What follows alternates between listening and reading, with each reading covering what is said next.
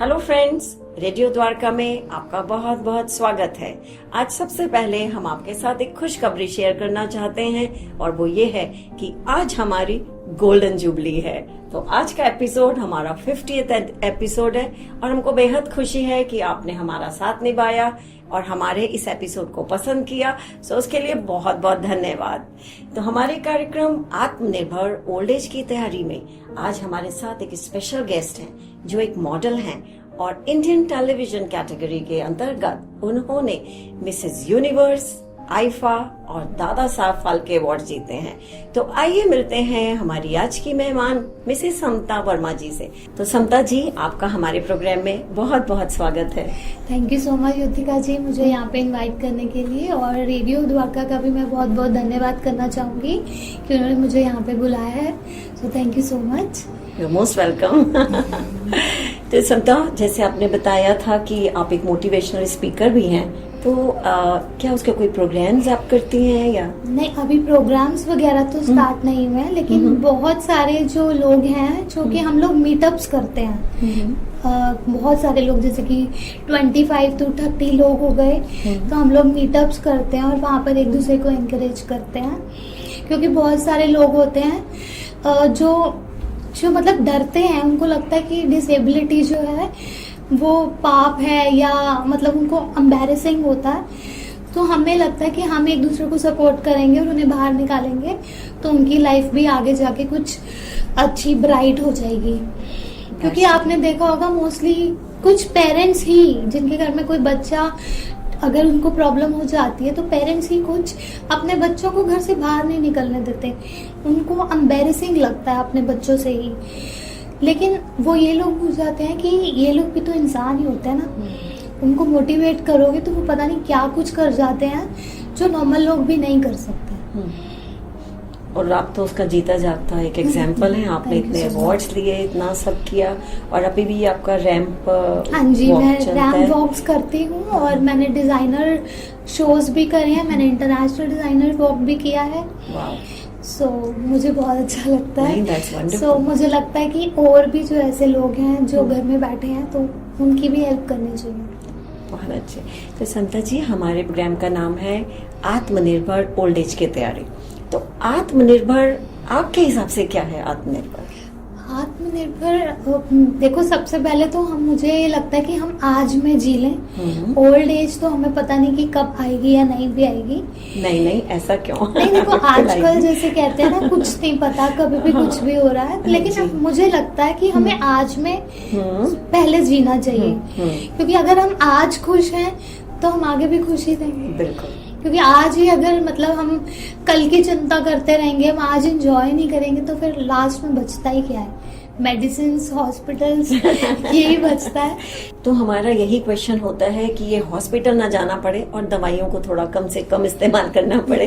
तो इसके लिए हमें कुछ तो सोचना पड़ेगा ना। हाँ, अपनी सेहत को लेकर बिल्कुल सोचना चाहिए। और हमें अपनी जो डेली जो रूटीन है अपना हेल्दी बनाना चाहिए। हेल्दी डाइट्स लेनी चाहिए, फिजिकल वर्कआउट्स भी करना चाहिए। मैं ये नहीं बोलूंगी कि आप जंक्स मत खाओ, ये मत खाओ, हर चीज खाओ, लिमिट में रहो, अपनी लाइफ एंजॉय करो। लेकिन होता ना, मेंटेन रखो हर चीज। क्योंकि नॉर्मल क्या, जिनको प्रॉब्लम है या जो ठीक है, सबके लिए अपनी हेल्थ को ठीक रखना ही सबसे ज्यादा इम्पोर्टेंट है। क्योंकि एट द एंड हमारी हेल्थ हमारे साथ रहती है। पैसा हो गया या कुछ भी, फैमिली, सब कुछ छूट जाता है एक ना एक दिन। हमारी जो हेल्थ है वो हमारे साथ एंड तक रहती है। और हमारे जैसे बड़े कहते थे कि अपने शरीर को जितना कष्ट दोगे ना, वो आगे चल के उतना आराम देगा। और जितना अभी आराम करोगे, आगे जाके उतना कष्ट होगा। सो जितना आप कर सकते हो अपने लिए, अपने आप को थकाओ, अपनी हेल्थ पे ध्यान देना चाहिए। तो समता जी, हमारा ये होता है कि ये तो फिजिकल हेल्थ है, एक होता है इमोशनल हेल्थ, है ना। तो उसके लिए आपका क्या मानना है? क्योंकि एक ओल्ड एज की तैयारी जैसे आने वाला समय है, थोड़े और कई साल बाद, आपके साथ तो कई साल बाद है तो लेकिन वो समय आना है।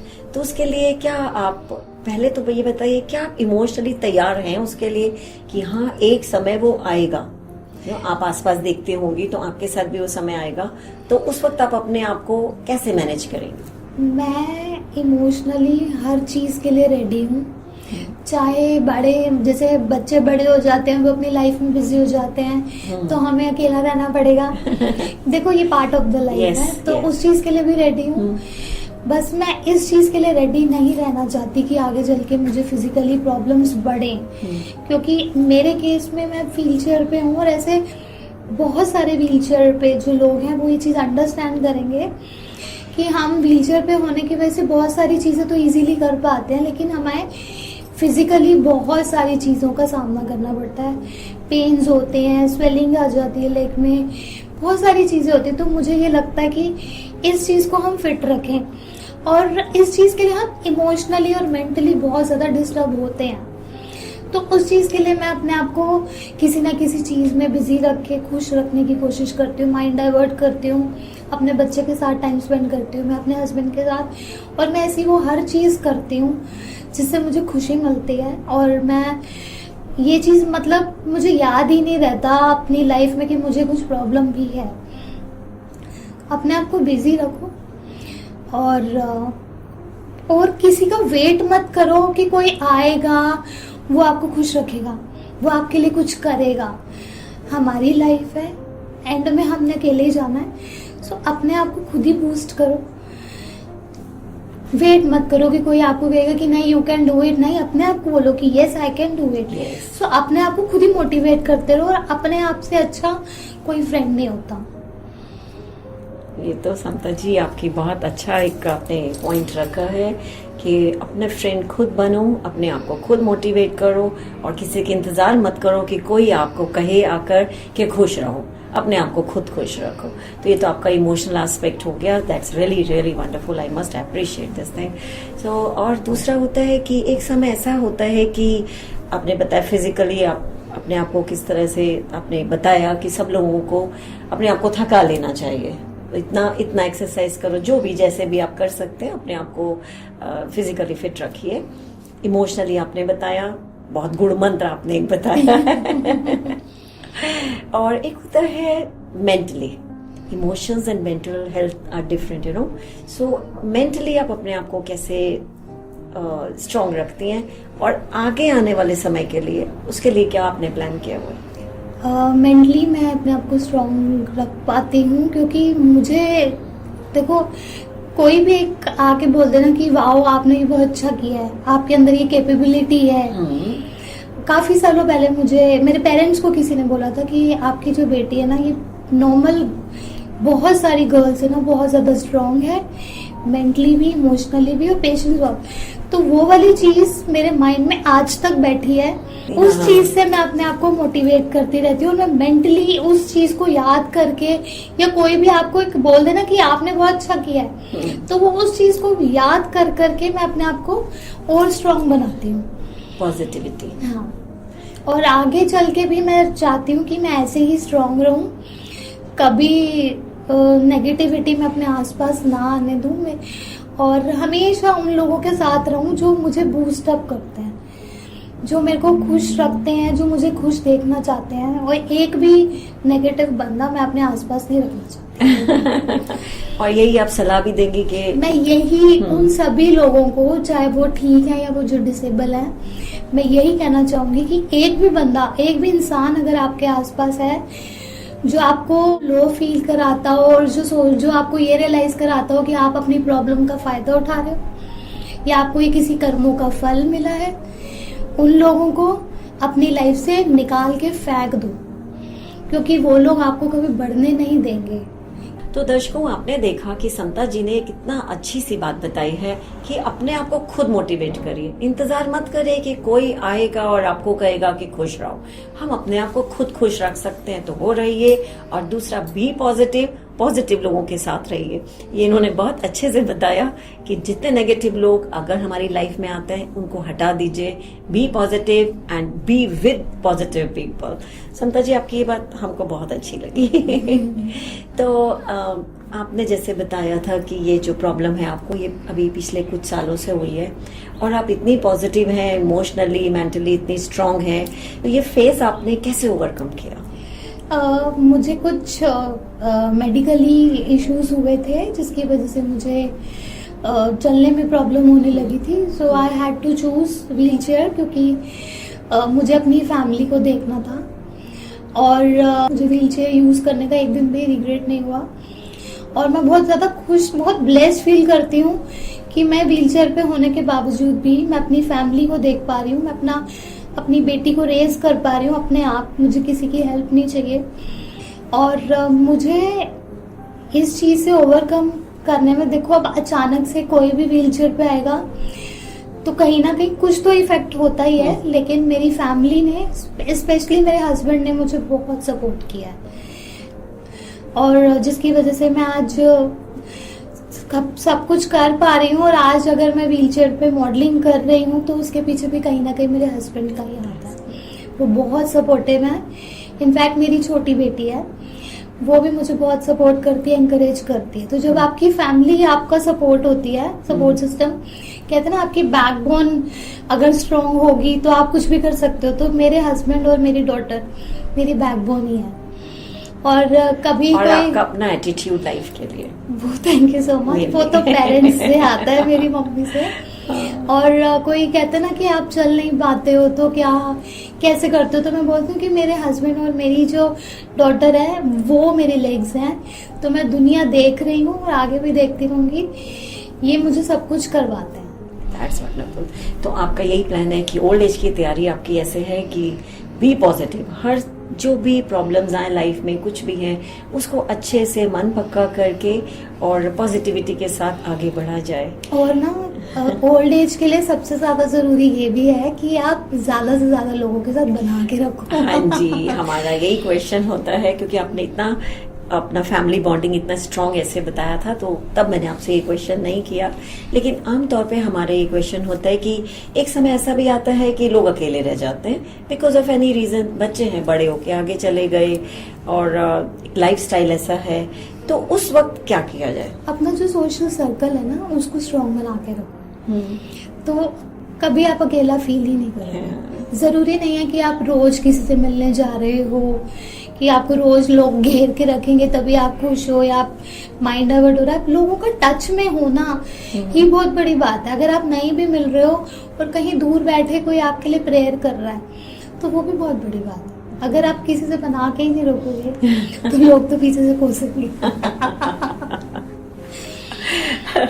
ओके सविता, आपने हमारे सभी एस्पेक्ट्स पे हम लोग बात कर चुके हैं। एक होता है फाइनेंसेस, तो क्या लगता है कि ओल्ड एज की तैयारी के लिए फाइनेंसेस को स्ट्रॉन्ग रखना जरूरी है? देखो फाइनेंसेस भी कहीं ना कहीं जरूरी है, सिर्फ ओल्ड एज के लिए नहीं, कल के लिए नहीं, आज के लिए भी। हर चीज के लिए फाइनेंस होना जरूरी है। और मैं खुद उसके लिए चाहती हूँ कि मैं करती रहूँ कुछ। मेरा एक ज्वेलरी का, ऑनलाइन ज्वेलरी सेल करती हूँ, मेरा ज्वेलरी का बिजनेस है। सो मैं चाहती हूँ कि मैं कंटिन्यू ही करती रहूँ और कहीं ना कहीं से मैं अर्न करती रहूँ। और बाकी मेरे हस्बैंड तो और सेव भी करो। सेविंग्स तो, हाँ सेविंग्स तो बहुत जरूरी है ही है। मेन एक्चुअली आज, मतलब जैसे पहले तो नहीं लगता था, लेकिन आज जैसे मैं मदर बन चुकी हूँ तो मुझे लगता है कि अपने बच्चे को अच्छे से स्टडीज करवा लो, उसकी जो पेरेंटिंग हम अच्छे से कर लें, यही कहीं ना कहीं जाके हम, मुझे लगता है कि हमारी लाइफ तो यही सफल हो गई। हाँ।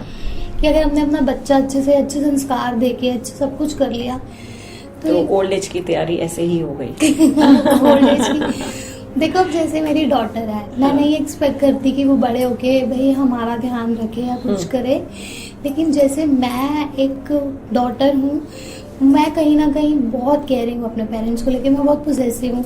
तो मुझे लगता है कि मेरी भी बेटी कहीं ना कहीं बड़े होके हमारा, जैसे हमारे साथ रहे ना रहे, तो हमारा ध्यान जरूर रखेगी। तो मैं किसी पर डिपेंडेंट नहीं होना चाहती हूँ।